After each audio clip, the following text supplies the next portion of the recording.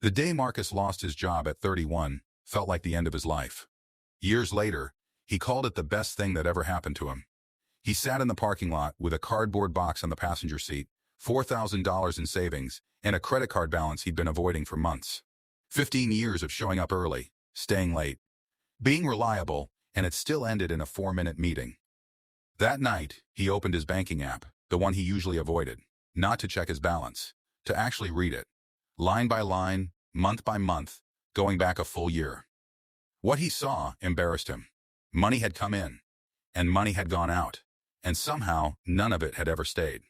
If you're in your 30s right now, still telling yourself you'll fix your finances when things settle down, this is the part of the story worth paying attention to. A former colleague, someone Marcus barely kept in touch with, messaged him out of nowhere that week. Just to check in. Somewhere in the conversation, she mentioned she'd started following a habit of her own. She called it her future pay rule. Most people budget what's left after spending, she said. She flipped it, decided what her future got first, and let everyday life live on whatever remained. Future you gets paid before present you spends, she told him, not the other way around. It sounded almost too simple. Marcus was skeptical. But skepticism was cheap, and he had nothing left to lose. He built 3 rules for himself, and he didn't allow exceptions. 10% of every dollar went straight into investing, moved automatically, before it ever touched his checking account. 5% went into an emergency fund he wasn't allowed to touch for anything except an actual emergency. And the third rule was the hardest: no new consumer debt, ever, no matter how good the excuse sounded in the moment. As the months passed, he landed a new job at a lower salary than before. His pride took the hit, but his rules didn't move. Then the market dropped. Hard, Marcus watched his small investment account shrink by nearly a third in a matter of weeks. And every instinct in his body screamed at him to pull the money out. His hands actually shook the night he almost logged in to sell everything. He didn't. He closed the laptop instead and went for a walk, and by morning, the panic had quieted enough for logic to speak again. Around the same time, 2 friends kept pushing a crypto coin that had tripled in a month, teasing him for being too cautious.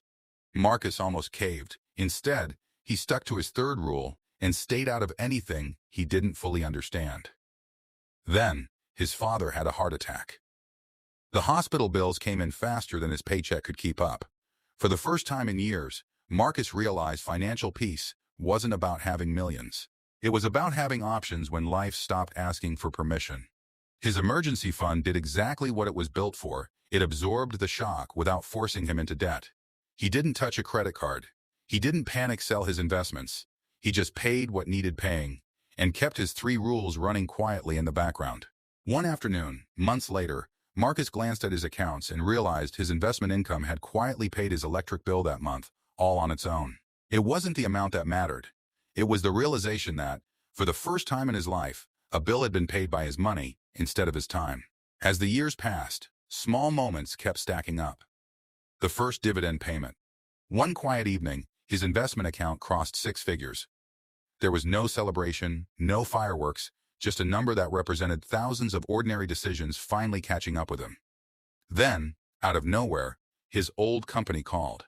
They wanted him back, same title, better salary, an office down the hall from the one he'd been walked out of. Years earlier, he would have said yes before they finished the sentence. This time, he actually thought about it, then turned it down. His old boss, surprised, told him, "You've changed."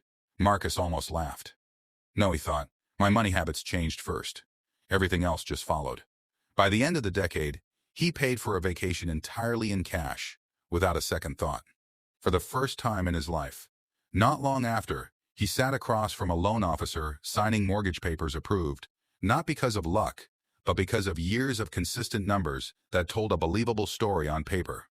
8 years earlier, he'd carried a cardboard box out of an office that no longer wanted him. This time, the only box he carried held the keys to a new beginning. The wealth I built wasn't created the day my account hit 6 figures, he told a younger coworker who asked him for advice. It was created the day I stopped waiting for a better tomorrow and started using today. Marcus Reyes isn't real. But someone watching this is standing in that same parking lot today, believing it's too late. It isn't. 8 years from now, you'll either remember the day you started or wish you had. The calendar will move either way. The only question is whether your money will move with it.